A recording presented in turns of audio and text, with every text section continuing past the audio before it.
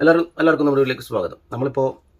ഞാൻ കുറച്ച് കാലങ്ങളായിട്ട് കേരള രാഷ്ട്രീയം നമ്മൾ കണ്ടുകൊണ്ടിരിക്കുകയാണ്. അവിടെ നടന്നുകൊണ്ടിരിക്കുന്ന കാര്യങ്ങളെക്കുറിച്ചിട്ട് അല്ലെങ്കിൽ പ്രവർത്തനങ്ങൾ നടന്നുകൊണ്ടിരിക്കുന്നത്. ഇപ്പോൾ CPM-നെ സംബന്ധിച്ചിടത്തോളം CPM പിണറായി വിജയനൊക്കെ മികച്ചിട്ടുള്ളൊരു മുഖ്യമന്ത്രി ആയിരുന്നു ശരിക്കും ഫസ്റ്റ് ടേമിൽ. രണ്ടാമത്തെ ടൈമിലേക്ക് വന്നപ്പോൾ കുറേയൊക്കെ പാളിച്ചകൾ അവരുടെ ഭാഗത്തു നിന്ന് ഉണ്ടായി എന്നുള്ളതാണ്. എന്നിരുന്നാലും ഒരു ലീഡർഷിപ്പ് ക്വാളിറ്റി ഉള്ള ഒരാളാണ് പിണറായി വിജയൻ. ആൾക്ക് ആളുടേതായിട്ടുള്ള രീതിയിലുള്ള പ്രകടന മികവും കാര്യങ്ങളൊക്കെ ഉണ്ടെങ്കിൽ പോലും നമ്മൾ തിരിച്ചറിയാതെ പോയതും അല്ലെങ്കിൽ ഈ അടുത്ത് നമ്മൾ തിരിച്ചറിഞ്ഞതുമായിട്ടുള്ള ഒരു കാര്യമാണ് ശരിക്കും VD സതീശൻ എന്നിട്ടുള്ള ഒരു വ്യക്തിനെ. സത്യത്തിൽ ഞാനിപ്പോൾ 2-3 ഇൻ്റർവ്യൂ പുള്ളിൻ്റെത് കണ്ടു. അതിലൊന്ന് ഷാരിഖ് ശംസുദ്ദീനുമായിട്ടുള്ള ഇൻ്റർവ്യൂ ആണ്. ആ ഇൻ്റർവ്യൂ നിങ്ങൾ ആരെങ്കിലും കണ്ടിട്ടുണ്ടോ എന്ന് എനിക്കറിയില്ല.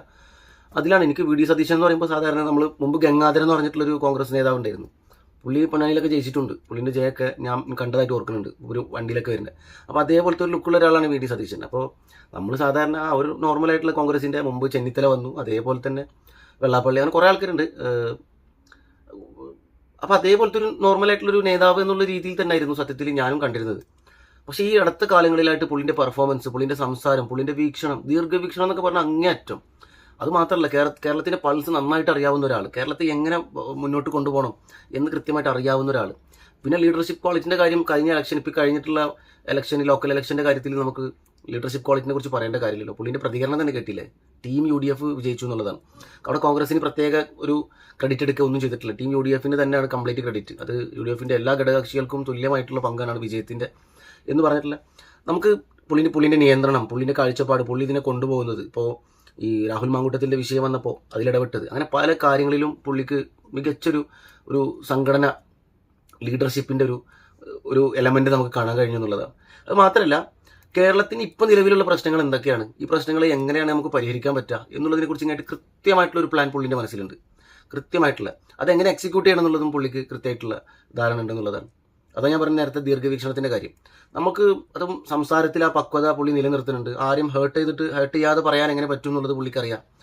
ശരിക്കും ഒരു മികച്ച ലീഡർ ആവാനുള്ള എല്ലാ തരത്തിലുള്ള ക്വാളിറ്റി ഉള്ള ഒരാളാണ് VD സതീശൻ. അത് ഞാൻ ഈ അടുത്ത കാലത്താണ് പുള്ളിനെ കൂടുതലായിട്ട്, ഞാൻ പറഞ്ഞില്ലേ മുമ്പ് നമ്മൾ നോർമൽ ഒരു നേതാവ് എന്നുള്ള രീതി വിട്ടിട്ട് നമ്മളിപ്പോൾ ഈ അടുത്ത കാലങ്ങളിലായിട്ട് നമ്മൾ കണ്ടുനോക്കുമ്പോൾ, പുള്ളിൻ്റെ വാക്കുകൾ കേട്ട് നോക്കുമ്പോൾ നല്ല വിദ്യാഭ്യാസമുള്ള, നല്ല പക്വതയുള്ള, നല്ല ദീർഘവീക്ഷണമുള്ള, നല്ല ക്വാളിറ്റിയുള്ള ലീഡറായിട്ട് പുള്ളിനെ എനിക്ക് കാണാൻ കഴിഞ്ഞു എന്നുള്ളതാണ്.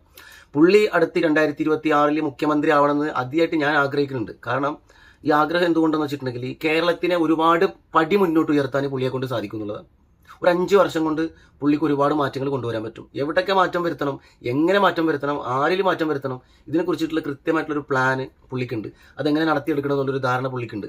അത് പുള്ളിൻ്റെ 2-3 ഇൻ്റർവ്യൂകളിൽ ഞാൻ കണ്ടപ്പോഴാണ്. അത് ഞാൻ മാത്രമല്ല, സന്തോഷ് ജോർജ് കുളങ്ങര ഒരു പരിപാടിയിൽ പുള്ളിനെ അഭിനന്ദിക്കുന്നുണ്ട്. ഞാൻ കണ്ട വീഡിയോ പുള്ളി കണ്ടിട്ട്, സന്തോഷ് ജോർജും ഞാൻ കണ്ട വീഡിയോ കണ്ടിട്ടുണ്ട്. ആ വീഡിയോ മെൻഷൻ ചെയ്തിട്ട് പുള്ളി പറഞ്ഞത്, അതിൽ പറഞ്ഞതുപോലെ കേരളത്തിനെ കൊണ്ടുപോകാൻ കഴിയുകയാണെന്നുണ്ടെങ്കിൽ ഉറപ്പായിട്ടും നമ്മുടെ കേരളം നമ്പർ 1 ആയിരിക്കും. ഒരുപാട് ടൂറിസ്റ്റുകൾക്ക് വരാൻ കഴിയുന്ന, ഇവിടുത്തെ സാധാരണക്കാർക്ക് ജീവിക്കാൻ കഴിയുന്ന, ഇവിടുത്തെ സാധാരണക്കാർക്ക് വിലക്കയറ്റം ഇല്ലാതെ ജീവിക്കാൻ കഴിയുന്ന, ഇവിടുത്തെ സാധാരണക്കാർക്ക് ജോലി ലഭിക്കുന്ന ഒരുപാട് പദ്ധതികളുമായിട്ടാണ് പുള്ളിൻ്റെ വരവ്.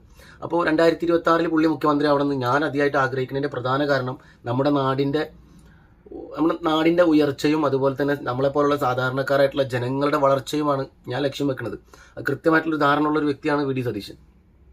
സത്യത്തിൽ നമ്മളെപ്പോഴും പിണറായി വിജയൻ ഇരട്ടച്ചങ്കൻ, പിണറായി വിജയൻ സ്ട്രോങ്, ഒന്നും തള്ളിക്കളയുന്നില്ല. കാരണം ഓരോരുത്തർക്കും അവരുടേതായിട്ടുള്ള കാഴ്ചപ്പാടാണ്. പിണറായി വിജയൻ മികച്ച ലീഡറാണ്, നമുക്കറിയാം. പിണറായി വിജയൻ 10 വർഷം നമ്മുടെ സംസ്ഥാനം ഭരിച്ചുകൊണ്ടിരിക്കുന്നുണ്ട്. ഇപ്പോൾ 10 വർഷം ഏകദേശം കഷ്ടിച്ചൊരു 10 വർഷം 9 വർഷം, അത്ര കറക്റ്റായിട്ട് അറിയില്ലെങ്കിലും അത്രത്തോളം ടൈമായി പിണറായി വിജയൻ ഭരിച്ചുകൊണ്ടിരിക്കുന്നത്.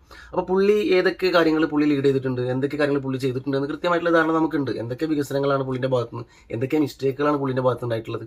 അത് പോലീസിങ്ങിലൊക്കെ വൻ പരാജയമായിരുന്നു. നമ്മൾ ആഭ്യന്തരമന്ത്രി എന്നുള്ള രീതിയിലൊക്കെ വൻ പരാജയമായിരുന്നു. അത് തർക്കമൊന്നുമില്ല കാര്യത്തിൽ. അത് പോലീസിൻ്റെ നിലപാടും പോലീസിൻ്റെ കാട്ടിക്കൂട്ടലൊക്കെ കണ്ടാൽ നമുക്ക് മനസ്സിലാവും ആഭ്യന്തരമന്ത്രിൻ്റെ പിടിപ്പുകേട് കൊണ്ടാണെന്നുള്ളത്. അത് CPM തന്നെ സമ്മതിക്കുന്ന കാര്യമാണ്. പാർട്ടിക്കകത്തും അത്തരം വാദങ്ങളുള്ള കാര്യമാണ്. പക്ഷേ പല കാര്യങ്ങളിലും മികച്ചതാണ്, ബെറ്ററാണ്. പല കാര്യങ്ങളിലും തീരുമാനങ്ങൾ എടുക്കുന്നതും പല സ്റ്റെപ്പുകൾ വെക്കുന്നതൊക്കെ നല്ല ബുദ്ധിപൂർവ്വമാണെന്ന് നമുക്ക് മനസ്സിലാക്കാനും കഴിഞ്ഞിട്ടുണ്ട്. അപ്പോൾ ഒരു മോശം ലീഡറാണെന്നോ അല്ലെങ്കിൽ പിണറായി വിജയൻ കൊള്ളാത്ത മുഖ്യമന്ത്രിയാണെന്നോ എന്നല്ല നമ്മുടെ വാദം. പക്ഷേ മികച്ച പിണറായി വിജയനേക്കാളും ഒരു പടി മുകളിൽ നിൽക്കാൻ പറ്റിയിട്ടുള്ള ഒരു മുഖ്യമന്ത്രിയായിട്ട് മാറും VD സതീശൻ എന്നാണ് എൻ്റെ വിശ്വാസം. കാരണം നമ്മൾ മനസ്സിലാക്കുന്ന കാര്യങ്ങളാണ് നമ്മൾ ഇതിലൂടെ പറയുന്നത്. നമുക്ക് മനസ്സിലായിട്ടുള്ള കാര്യങ്ങൾ. 2026 VD സതീശൻ മുഖ്യമന്ത്രി ആവോ അല്ലെങ്കിൽ UDF പരാജയപ്പെടുമോ എന്നുള്ളതല്ല. CPM ഇങ്ങനെ തന്നെ പോകുകയാണെന്നുണ്ടെങ്കിൽ, നമ്മൾ മുമ്പത്തെ വീഡിയോ പറഞ്ഞതുപോലെ CPM ഇതേപോലെ പോവുകയാണെന്നുണ്ടെങ്കിൽ ഉറപ്പായിട്ടും VD സതീശൻ മുഖ്യമന്ത്രിയാവും. കാരണം ഇപ്പോൾ CPM-ൻ്റെ വഴികളെന്ന് പറഞ്ഞിട്ടുണ്ടെങ്കിൽ, അവർ സഞ്ചരിച്ചുകൊണ്ടിരിക്കുന്ന രീതികളെന്ന് പറഞ്ഞിട്ടുണ്ടെങ്കിൽ ബുദ്ധിമുട്ടാണ്. ഇപ്പോൾ അവർക്കെതിരെ ഒരുപാട് ആരോപണങ്ങളാണ് ഇപ്പോൾ അവസാനം വന്നെടുക്കുന്നത്. ഈ പറഞ്ഞ പോലെ തന്നെ ഈ നമ്മുടെ ശബരിമലയിലെ സ്വർണ്ണത്തിൻ്റെ കാര്യമാണ്. അപ്പോൾ അതൊക്കെ എങ്ങനെ നീക്കം ചെയ്യുമെന്ന് അറിയില്ല. കുറച്ച് കാലം മാത്രമേ ഉള്ളൂ അവരുടെ മുമ്പിൽ. അതിന് മുമ്പ് അവരിതൊക്കെ എങ്ങനെ സോൾവ് ചെയ്യുമെന്ന് അറിയില്ല. അത് മാത്രമല്ല അവർക്ക് ചെയ്തു തീർക്കാൻ ഒരുപാട് കാര്യങ്ങൾ വേറെയുണ്ട്. അപ്പോൾ ഭരണം ഉണ്ടെങ്കിലും ഭരണം ഇല്ലെങ്കിലും CPM-ന്റെ പ്രവർത്തനത്തിൽ കുറവൊന്നും ഉണ്ടാവില്ല. CPM ശക്തമായിട്ട് മുന്നോട്ട് പോകുന്ന ഒരു പാർട്ടിയാണ്. ഭരണം ഉണ്ടെങ്കിലും ഇല്ലെങ്കിലും ഭരണം വേണമെന്നില്ല അവർക്ക് പ്രവർത്തിക്കാൻ എന്നുള്ളതാണ്. അത് താഴെ തട്ടിലും അവരെ DYFI മുതൽ ഇപ്പോൾ അല്ലെങ്കിൽ SFI DYFI മുതൽ നമുക്കറിയാൻ പറ്റും. താഴെ തട്ടിൽ നല്ല ഹാർഡ് വർക്ക് എടുക്കുന്ന ഒരുപാട് പാർട്ടി സഖാക്കളുള്ള പാർട്ടിയാണ് ശരിക്കും CPM. പക്ഷേ ഈ കഴിഞ്ഞ പരാജയത്തിൽ നമുക്ക് അവരൊന്നും പറയാൻ പറ്റില്ല. കാരണം അത് ഭരണപക്ഷത്തിൻ്റെ പ്രശ്നമാണ്. ഭരണവിരോധം കൊണ്ട് അല്ലെങ്കിൽ ഭരണത്തിൻ്റെ വെറുപ്പ് കൊണ്ട് ഭരിച്ച് അലമ്പാക്കിയതിൻ്റെ ബുദ്ധിമുട്ട് കൊണ്ട് വിജയിച്ചിട്ടുള്ളതാണ്. അതുകൂടി കൊണ്ട് വിജയിച്ചിട്ടുള്ളതാണ് കഴിഞ്ഞ ലോക്കൽ ഇലക്ഷൻ. സത്യത്തിൽ താഴെത്തട്ടിലൊക്കെ നല്ല വർക്ക് എടുക്കുന്ന ആളുകളാണ്. അവർക്ക് ഭരണം വേണമെന്നില്ല വർക്ക് എടുക്കാനെന്നുള്ളതും പ്രത്യേകിച്ച് എടുത്തു പറയേണ്ട കാര്യമാണ്. പക്ഷെ എന്നിരുന്നാലും ഞാൻ ആഗ്രഹിക്കുന്നത് കേരളത്തിൻ്റെ ഏറ്റവും മികച്ചിട്ടുള്ള പ്രവർത്തനമാണ്. കേരളം ഉയരണം, കേരളത്തിലെ ജനങ്ങളും ഉയരണം, കേരളത്തിന് ഒരുപാട് മാറ്റം വരണം, പ്രൊട്ടക്റ്റീവായിട്ട് കേരളം മാറണം എന്നുള്ളതാണ്. പ്രവാസികളൊന്നും അധികം പ്രവാസ ലോകത്ത് വേണ്ട, നാട്ടിൽ തന്നെ മതി. ഒരുപാട് സംരംഭം, ഒരുപാട് പദ്ധതികൾ, കുറേ അധികം കമ്പനികൾ, കുറേ ഇമ്പോർട്ടിങ്, കുറേ എക്സ്പോർട്ടിങ് എന്നൊക്കെ പറഞ്ഞിട്ട് കേരളത്തിനെ പ്രൊട്ടക്റ്റീവ് കേരളമാക്കി മാറ്റുകയാണെന്നുണ്ടെങ്കിൽ ഗൾഫിലൊന്നും പ്രവാസികൾക്ക് നിൽക്കാനൊന്നും സമയം ഉണ്ടാവില്ല. എല്ലാവരും നാട്ടിൽ തന്നെ ആയിരിക്കും എന്നുള്ളതൊക്കെയാണ് എൻ്റെ ഏറ്റവും വലിയ ആഗ്രഹമാണ്. പ്രവാസികളായിട്ടുള്ള ഒരുപാട് ആളുകളുണ്ട്, ഞാൻ ഉൾപ്പെടുന്ന, ഒരുപാട് ബുദ്ധിമുട്ടുന്ന, പ്രയാസങ്ങളിലൂടെ കടന്നുപോയിക്കൊണ്ടിരിക്കുന്ന, നാട്ടിൽ നിൽക്കാൻ പറ്റാത്ത. കാരണം നാട്ടിലത്തെ കൂലി എന്ന് പറഞ്ഞിട്ടുണ്ടെങ്കിൽ എങ്ങനെയാണ് ഇപ്പോൾ 15,000 രൂപ 20,000 രൂപയ്ക്കാണ് ഓരോ കമ്പനികളിലൊക്കെ ഓഫർ. കാരണം വിലക്കയറ്റം എന്നൊക്കെ പറഞ്ഞിട്ടുണ്ടെങ്കിൽ ഒരു മാസം നോർമലായി ജീവിക്കാൻ 30,000 രൂപ വേണം. പക്ഷേ കിട്ടിക്കൊണ്ടിരിക്കുന്നത് 20,000 രൂപ. ആ വ്യത്യാസമുണ്ട് എന്നുള്ളത് കൊണ്ടാണ് പ്രവാസികൾ കൂടുതലും പുറത്തേക്ക് ചിന്തിക്കുന്നത്. അപ്പോൾ നാട്ടിൽ തന്നെ കുട്ടികൾ വളർന്ന് വലുതായി ഡിഗ്രി കഴിയുമ്പോഴേക്കും പ്രവാസം ചിന്തിക്കുന്നതിൻ്റെ കാര്യം നാട്ടിൽ ഡിഗ്രി ഉള്ളവർക്കും PG ഉള്ളവർക്കും MB ഉള്ളവർക്കൊന്നും ഈ പറഞ്ഞതുപോലെ തന്നെ നാട്ടിൽ അത്രയും ശമ്പളമില്ല എന്നുള്ളത് കൊണ്ടാണ്. അതെന്തുകൊണ്ടാണ്? സർക്കാരിൻ്റെ പ്രശ്നം കൊണ്ടാണ്. സർക്കാർ ആ ഭാഗം ക്ലിയർ ചെയ്തിട്ടില്ല. ഒരുപാട് പുതിയ പദ്ധതികൾ, സംരംഭമൊക്കെ കൊടുക്കുന്നതായിട്ട് കുറേ കമ്പനികളെ കൊണ്ടുവരണമെങ്കിൽ എത്ര ആളുകൾക്ക് ജോലി ചെയ്യാൻ പറ്റും, എത്ര ആളുകൾക്ക് അവിടെ ഭംഗിയായിട്ട് ജീവിക്കാൻ പറ്റും എന്നുള്ളതൊക്കെ. അപ്പോൾ ഈ VD സതീശൻ്റെ പ്ലാനിങ്ങിൽ ഇതൊക്കെ ഉണ്ട്, ഈ പറഞ്ഞ കാര്യങ്ങളൊക്കെ ഉണ്ട്. VD സതീശൻ്റെ പ്ലാനിൽ എനിക്ക് തോന്നുന്നു 5 വർഷം VD സതീശൻ ഭരിച്ചു കഴിഞ്ഞിട്ടുണ്ടെങ്കിൽ കേരളം നിൽക്കുന്ന ഒരു പൊസിഷൻ ഉണ്ടല്ലോ, അതിൻ്റെ ഒരു 3-4 ഇരട്ടി മുകളിലേക്ക് ഉയരും എല്ലാ ഭാഗത്തും എന്നുള്ള കാര്യത്തിൽ എനിക്ക് നല്ല വിശ്വാസമാണ്. കാരണം വെറുതെ ചുമ്മാ പറയണതല്ല, നമ്മൾ പറയില്ല, നമ്മളിങ്ങനെ കാണും. പുള്ളി പറയുന്ന സാധനം നമ്മളെ കാഴ്ചയിലൂടെ നമുക്ക് വിഷ്വലായിട്ട് ഇങ്ങനെ കാണാൻ പറ്റും. ആ രീതിയാണ് പുള്ളി അത് കണ്ടു പറയുകയാണ് എന്നുള്ളത് കൊണ്ടാണ് നമുക്കത് വിഷ്വലായിട്ട് കാണാൻ പറ്റുന്നത്. പുള്ളി അത് കാണുന്നുണ്ട്, ഏതൊക്കെ ചെയ്യണം എന്നുള്ളത്. അപ്പോൾ മികച്ചൊരു ലീഡർ എന്നുള്ള രീതിയിൽ VD സതീശൻ മുഖ്യമന്ത്രി 2026 ആവണം എന്നുള്ള അതിയായിട്ടുള്ള ആഗ്രഹം എനിക്കുണ്ട്. അവിടെ CPM തകർന്നു പോകണം, CPM തോൽക്കണം എന്നുള്ളൊരു അഭിപ്രായത്തിന് പുറത്തല്ല. ഏറ്റവും കഴിവുള്ള ആളുകൾ നമ്മുടെ നേതൃത്വം ഉണ്ടാവുക എന്ന് പറയുന്നത് ചെറിയ കാര്യമല്ല.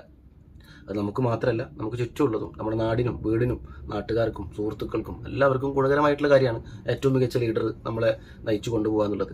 അപ്പോൾ ഏറ്റവും മികച്ച ലീഡർക്ക് നമ്മളൊരു അവസരം കൊടുത്തേ പറ്റൂ എന്നുള്ളതാണ് ഈ അവസരത്തിൽ എനിക്ക് പറയാനുള്ളത്. മറ്റൊരു വീഡിയോ വീണ്ടും കാണാം. എല്ലാവർക്കും നന്ദി.